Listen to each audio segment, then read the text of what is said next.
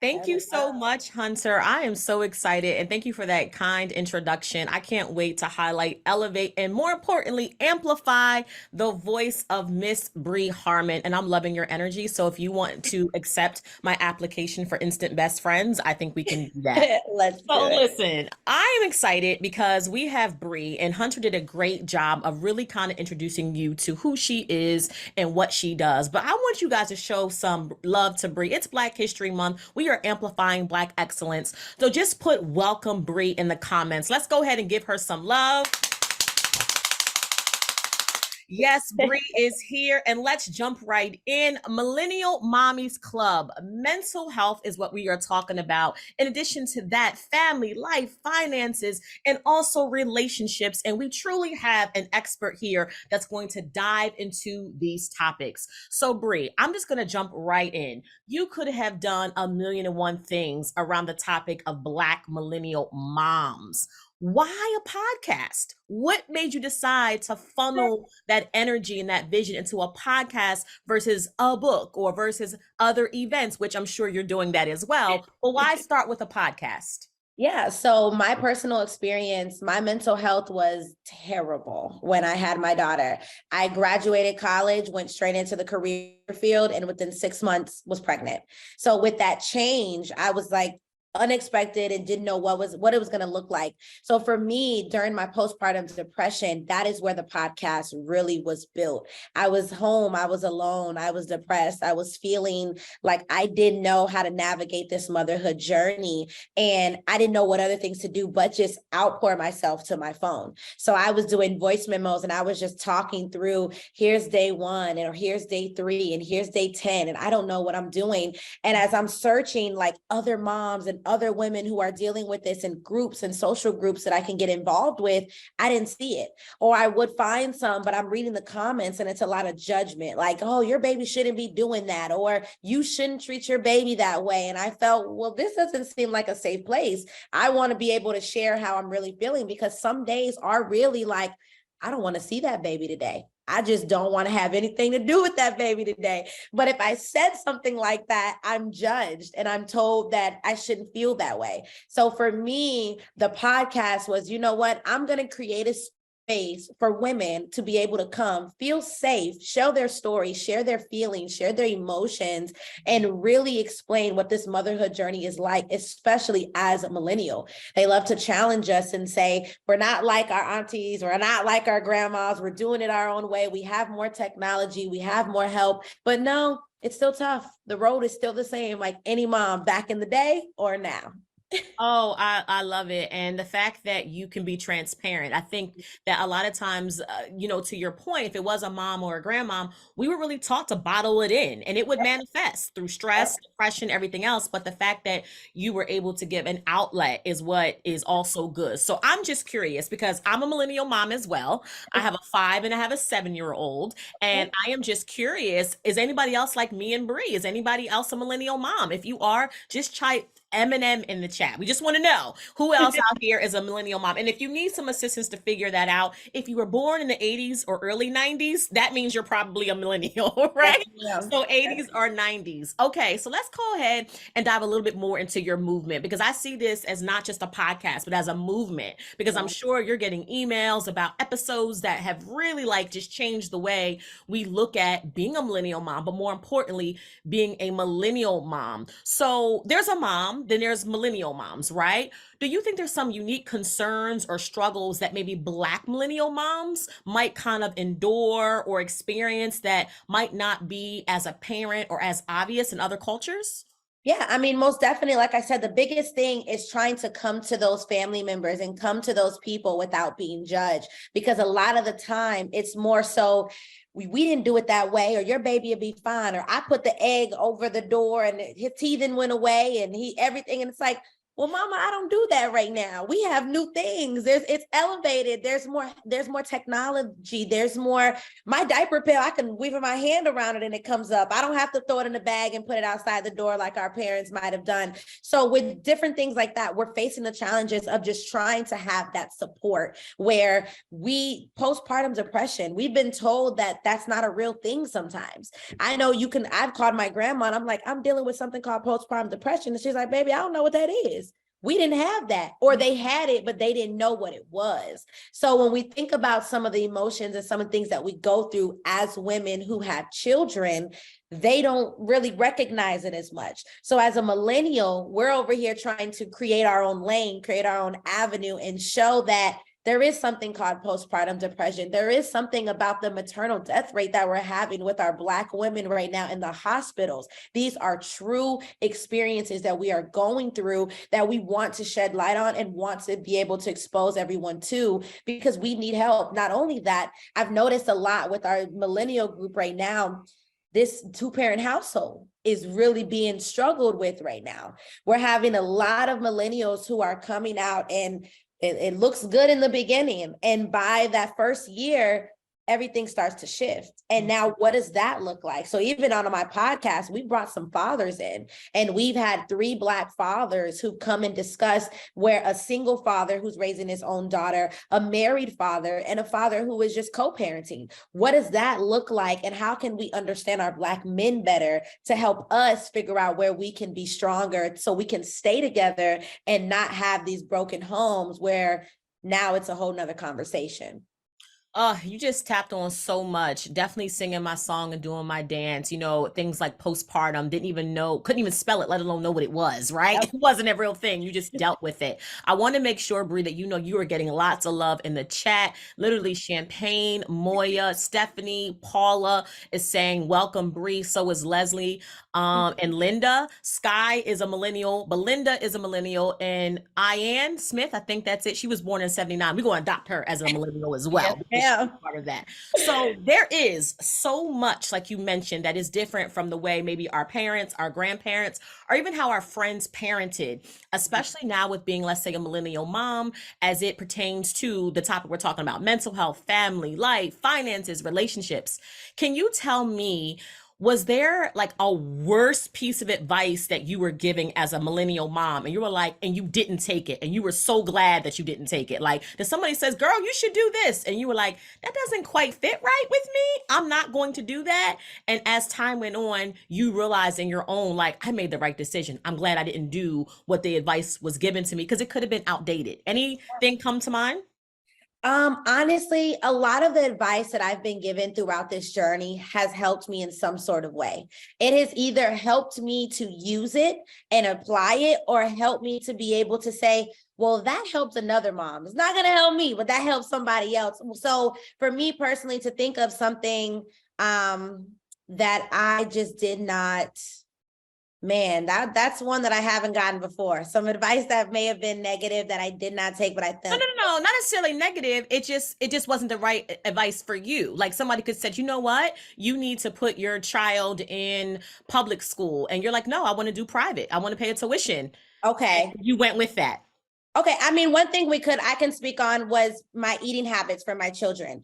I chose that my children, we don't do sweets. If we do a sweet, we're doing like a natural fruit, or we're doing my favorite juice for my kids is Honest juice, because it has literally no sugar in it. And I've tried it myself and I'm like, this is disgusting, but you guys love it. And that's what you're used to, and water. So for me, my choice of food, my choice of music for my kids, when I get in my car, my ears may be bleeding to Disney all day long, or Gracie's Corner, just because I hear it over and over and over again, but it's something that I chose for them. So where my family and friends may come into play, girl, can we change the station? No, we're going to listen to Kids Bop all the way there, just because I want them to listen to that. Or, hey, can your kids have a lollipop today? If I've known I've given them one already this week, or maybe I gave them one earlier, no, that's enough right now. But you have my parents who are like, that baby can have some Reese's and a sneak it in their mouth and everything. So definitely those are some choices that I've been told they'll be okay. Every now and then they can have some and they'll be all right. But I just chose for myself. I want them to be a certain way with, as they get older, yes, but I had silver teeth when I was a baby from a lot of sweets and a lot of candy and things like that. So just those preferences. Absolutely. And that's exactly what I talked about. You know what I mean? As far as you answer the question perfectly, because it's like some type of ideologies and belief systems, I just don't believe in giving them this. I remember I am married. And I remember we were really, really big just on Sesame Street. Like that was like our thing. My kids are like 5 and 7 now, but we just love the good Sesame Street. And I remember I had that on. And I'm like, make sure the kids, here's what they can watch. Gracie Corner wasn't out yet, but I am very familiar. And I remember my husband, who's 6'4", tall, black guy, right? I come home, I don't know what I was doing. And he says to me, did you know that Elmo was only 3.5 years old? I was like, what? But he was watching and he understood just the education part. Like, we don't just need to put him in front of a TV, like add some edutainment in there. And Elmo just happened to be my choice when my son was, he's 7 now, but he was like 1, 2, and he loved it. So you'd be surprised if you just say, hey, here's what I want to expose my child to. And then when you tell them, people will kind of go accordingly. And then people are pleasantly surprised what they learned in the process, right? The craziest part is it's always the grandparents. The grandparents are the ones who I'm like, Mama, just let me do this how I'm going to do it, please. It's always the grandparents. Exactly. I love that. So let's talk a little bit more about your community, right? So why are digital communities uniquely placed to offer support to their members? So I know that what you have is a podcast, but it's bigger than just a podcast. Why do you think there's a need for us to be, just connected digitally or online or virtually is what I'm asking. Yeah, so I think it's extremely important because as moms, we're always on the go. We're always moving. We're always doing something. We're going to school. We're picking up from school. We're going to aftercare. We're cooking. We're cleaning. So to be able to have the podcast digitally, you can listen to that on your way to the gym. You can listen to it while you're cooking. Not only that, when we have our meetings with our moms and we actually come on here together, I can be cooking and have my screen off or my screen on. I'm still engaged with what you guys have going on. So it gives a little bit more flexibility for them to be a part and for them to really engage in the material because we can move, we can go wherever you need us to be and not be, you got to come to this meeting at 7 o'clock and drive here. So now you got to find a sitter. Now you have to pick them up early. Now you have to cook dinner in advance. It just gives the portability for them to be able to move it around and take it with them. No, I agree. And I know that you have an awesome, community as well. But what if somebody else is like, you know what, I may want to potentially take this off of digital or virtual, and I'm looking forward to connect with maybe some millennial moms offline, in person. Do you offer any type of in-person experiences or events that millennial moms can be a part of? Yes, that's so funny you said that because I had that same idea 3 months ago. So now what we are doing is we're taking the Millennial Mommies Club and actually transitioning it to a real life club in different cities. So we're launching in March. So come March 1st, we will have the Millennial. Yay! I love it. March 1st, we will have the Millennial Mommies Club that will be available in different cities. And what it is, it's a group of women that will come together and we'll have 2 events a month. You'll have one specifically for the mom, because I'm really big on making sure our moms have a space for themselves. And then we'll have a children's event that you can participate in. So for example, if our moms this week or this month are going to the spa for a day, the kids may be going to Sky Zone or something like that within that same month. So you'll have 2 events that you'll be able to go to within that month, as well as a newsletter. And within that newsletter, it will carry a lot of information for you within your city. You'll have a meal of the month that you can try with a recipe. You'll have a self-care tip that you can partake in. You'll also have exposure to different pediatricians and doctors and everything in the city that you can take your child to or yourself. And we're also offering a monthly care package for our moms. So you will sign up to get a monthly care package that will be sent to your house, and and it will have a whole bunch of goodies in there just for the mom specifically. So that is what we are expanding to in March of 2023. But alongside that, last year, we still are going to have it annually this year. We do our pumpkin patch where our moms come out and they decorate pumpkins with their kids. We had a turkey drive community service event so our children and our mom can come out and experience community service together. And then we had a major winter wonderland that was downtown Atlanta at the Underground Atlanta, where we had Santa Claus, we had the Grinch, we had over 2,000 toys that were given out to all the kids. And most of my events, I try to keep them free of charge. So it's nothing that you pay for. Just sign up, come out, and have a lot of fun and bonding with other women as well as your children. I just love your vision. And, you know, one of the things I love about this millennial generation that we are both in is you could have stopped at a podcast. You could have been like, I'm going to do this. But the fact that you have activities, you had events, like what gave you the courage and the confidence to be like, you know what, this is bigger than a podcast. This can be a movement. I want to expand this. I want to do something bigger in 2023. Like what made you decide to make this bigger than just a podcast? It was really my moms that came on because they would come on and we would share our experiences and it would be like, girl, can we just go get wine tonight? Or can we have a play date next week?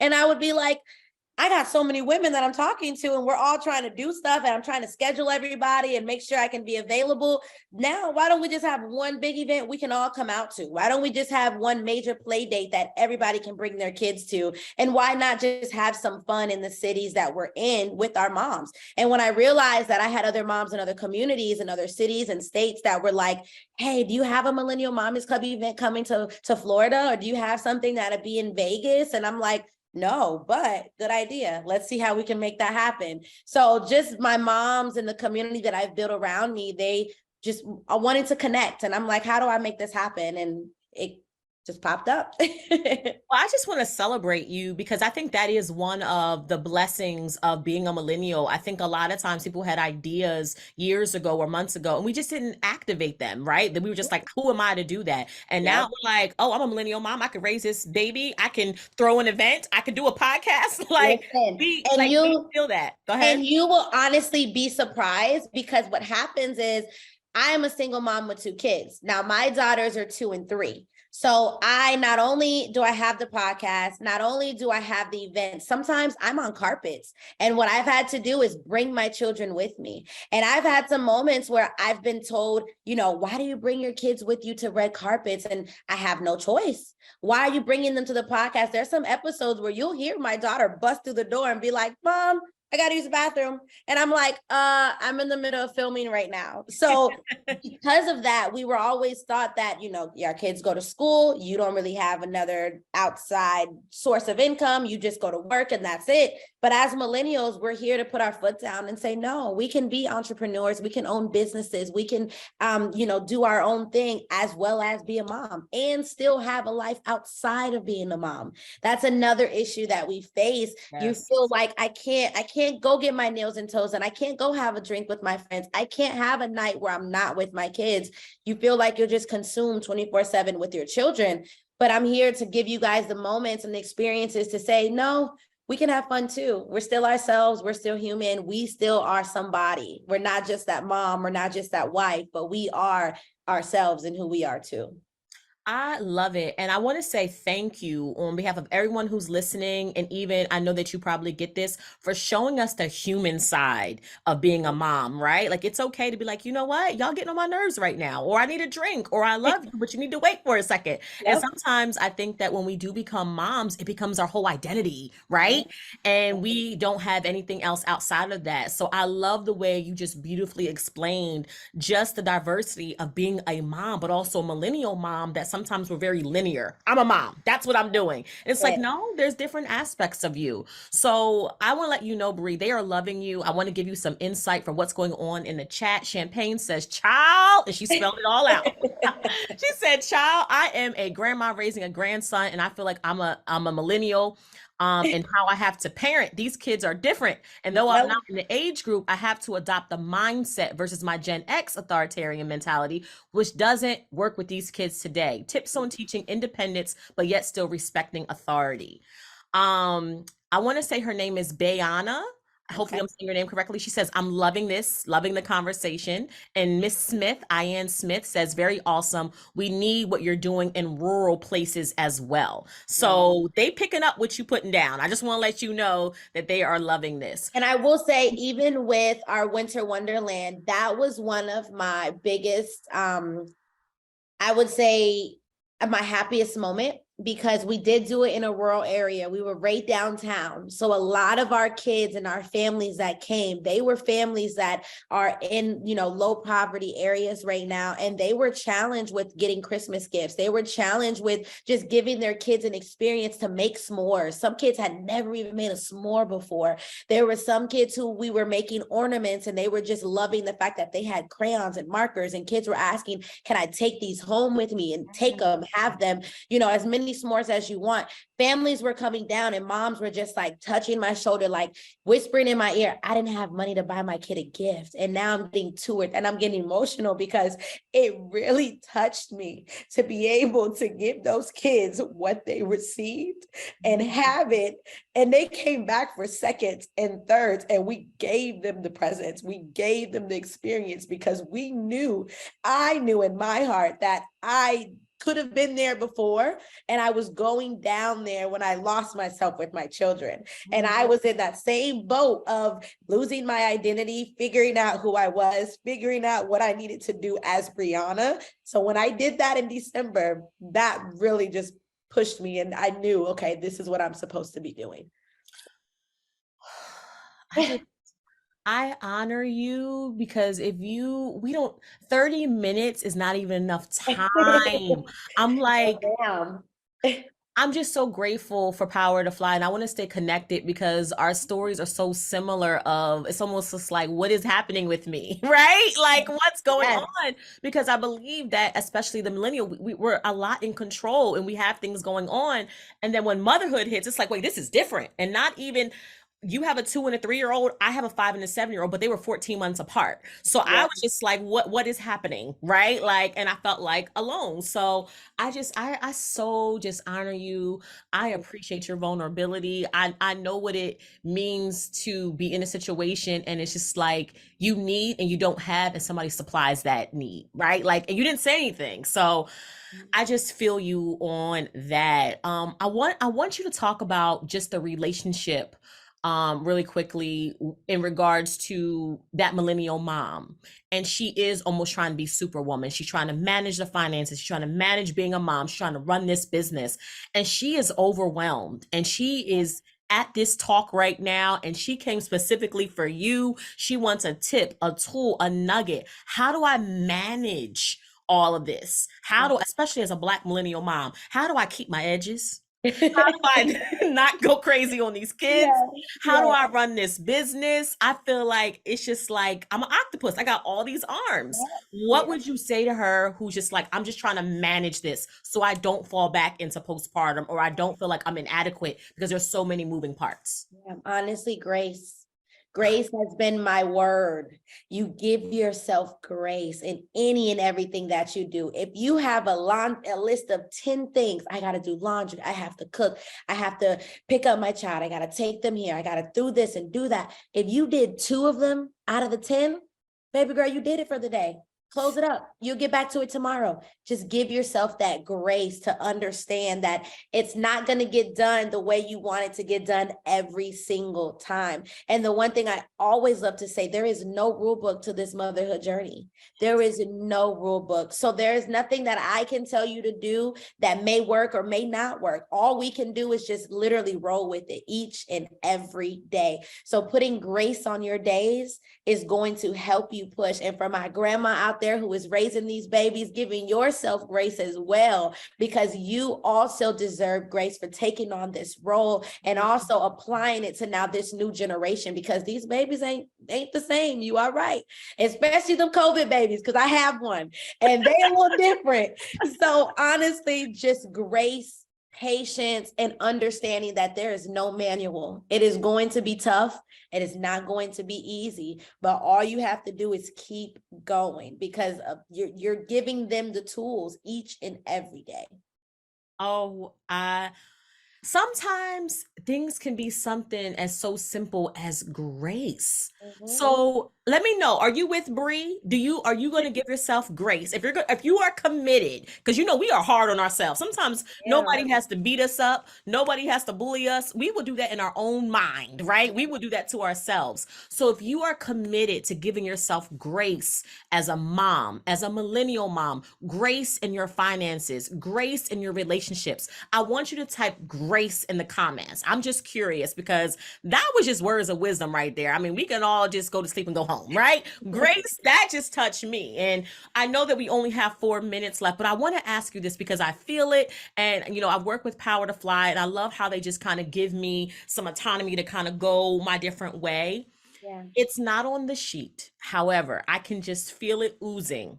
Mm. How important has your faith been as Ooh. you navigated being a millennial mom, an entrepreneur, taking your kids to the red carpet, you know, and whatever faith that is? How important do you think faith is in this millennial mom journey? Yeah, without faith, works is dead. Without faith, works is dead because honestly, I have to have faith every day Mm. that the work that I am doing is going to rise and show itself at the end.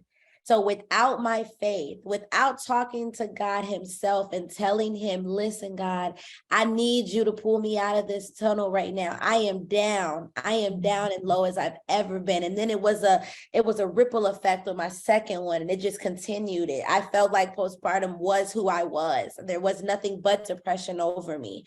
Without Him and without wisdom, without just pushing through and trusting and having faith that I can rise up, there wouldn't be Bri right now. There wouldn't be the Millennial Mommies Club. There wouldn't be the big event for all these women to take what they need for their kids on the date. Like none of this would be here without faith.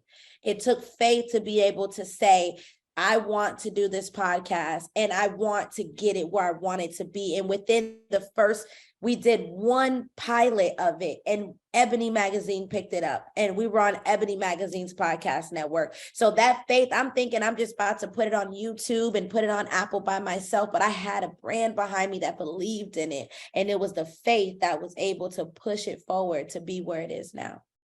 Come on, Bishop, Deacon, Evangelist.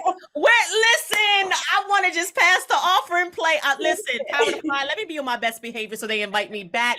Listen, I loved everything that you said in the comments. I mean, literally, I don't know if you can see these, but I mean, Sky is saying grace. Moiha Harmon, hopefully, is saying grace is the key. Miss Simpson is saying grace. Ebony Douglas, grace. Tajay, grace. Belinda, grace. I mean, like they are rocking with you in this chat box. And we only have a minute left before I pass it over to Hunter, who's doing an amazing job. But people are loving this. Where can people connect with you after this particular conversation? Yes, please follow us at the Millennial Mommies Club on Instagram. So go look us up, follow us there. Also, you can have my personal Instagram. It is at Bri Harmon now. At Bri Harmon now. That's BriHarmonNow. Please follow us because again, the website is launching this March. So you will find, we do have availability to get a president in your city. If you want to be a president in your city, there will be an application on there where you can bring the Millennial Mommies Club to your city. Everything will be on there. So just follow us so that you get the information, you're able to support. And I just want to thank you for having this conversation with me. Thank Power to Fly for being able just to invite me here and share my story. And all of you that joined and stayed with us, thank you so much. Thank you.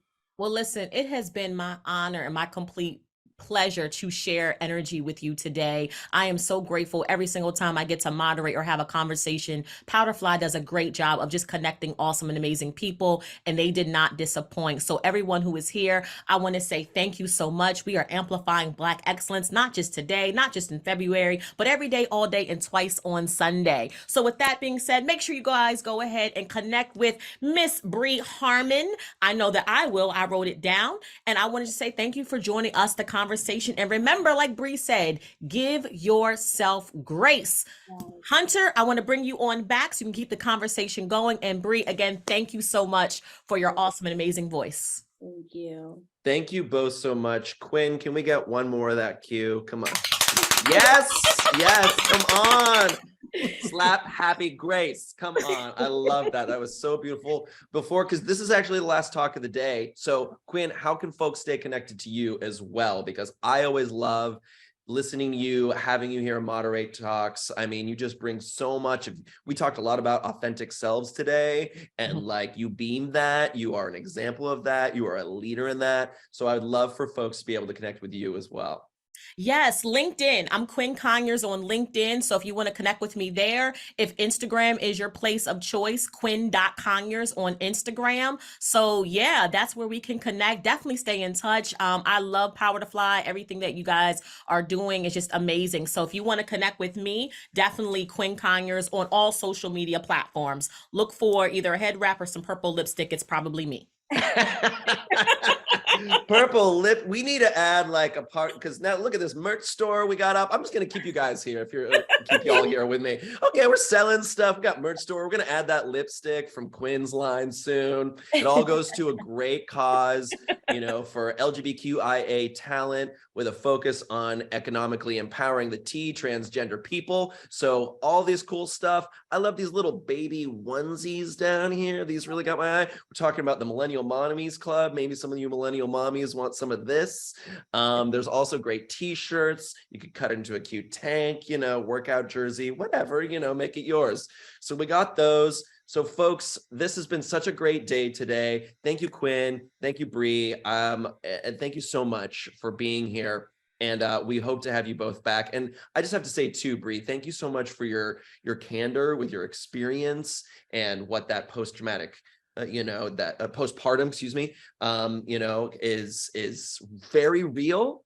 And, you know, you talking about that with courage and compassion and grace for yourself and inviting us in, that is a gift to us. So thank you so much, you know, for sharing about that journey. You're welcome. And thank you again for having me. It always feels great just to release, because I know if I touched one person, if some person connected and one person felt it, I've done my job for the day. So it felt good. Thank you. I'm getting teary-eyed. I got to end this call. We don't want to get off. Next time we need an hour. Who do we have to talk to? We need an hour next time, right? Power to Fly. Do you hear us? We need an hour summit. Okay, well, thank you all. And friends that are listening, come back tomorrow. We got another full day. You can join the networking session at 9:30 a.m. Eastern Standard Time, where it's called our Gather Round session. Go to the website. You can link and interact with other people here. And then we have another full day of chats. So we hope to see you tomorrow. And again, I just love that I have Quinn and Bri here with me. I'm just like, oh my God, I got a whole team. Can we got to start a new podcast right here. I mean, I'll just be your person. I'll just be like in the background, like helping out. You let me know. You want coffee? Okay, cool. Okay. Thank you guys so much. Have a great rest of your Power to Fly day tomorrow. And really just thank you again. Bye, Quinn. Thank you. All right. Take care. Later. Have a great day now.